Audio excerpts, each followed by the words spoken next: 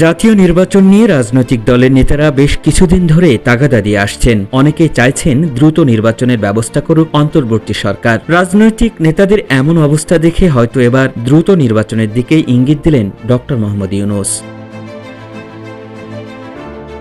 শনিবার বিকালে প্রধান উপদেষ্টা সরকারি বাসভবন যমুনায় ঐক্যমত্য কমিশনের 2 সদস্যদের সঙ্গে বৈঠকে বসেন ডক্টর মোহাম্মদ ইউনূস এবং সেই বৈঠকে আগামী ডিসেম্বর মাসে জাতীয় নির্বাচনের লক্ষ্য নিয়ে সংস্কার কার্যক্রম দ্রুত এগিয়ে নেওয়ার তাগিদ দেন প্রধান উপদেষ্টা এবং জাতীয় ঐক্যমত্য কমিশনের চেয়ারম্যান অধ্যাপক মোহাম্মদ ইউনূস।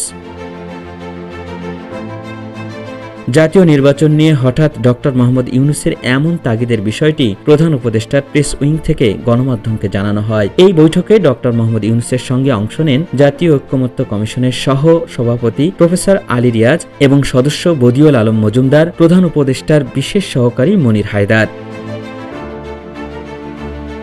তারা জানান, বিভিন্ন সংস্কার কমিশনের সুপারিশ সমূহ নিয়ে রাজনৈতিক দলগুলোর সঙ্গে পৃথকভাবে আলোচনা চলমান রয়েছে। শনিবার পর্যন্ত মোট 8টি দলের সঙ্গে আলোচনা সম্পন্ন হয়েছে। আগামী বৃহস্পতিবার বাংলাদেশ জাতীয়তাবাদী দল বিএনপির সঙ্গে আলোচনার সময়সূচি নির্ধারণ করা রয়েছে।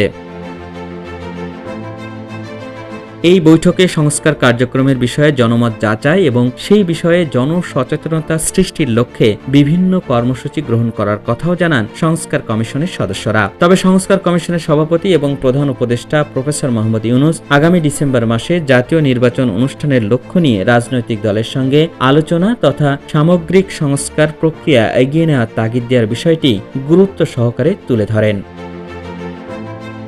আল ইমরান, সময়ের আলো।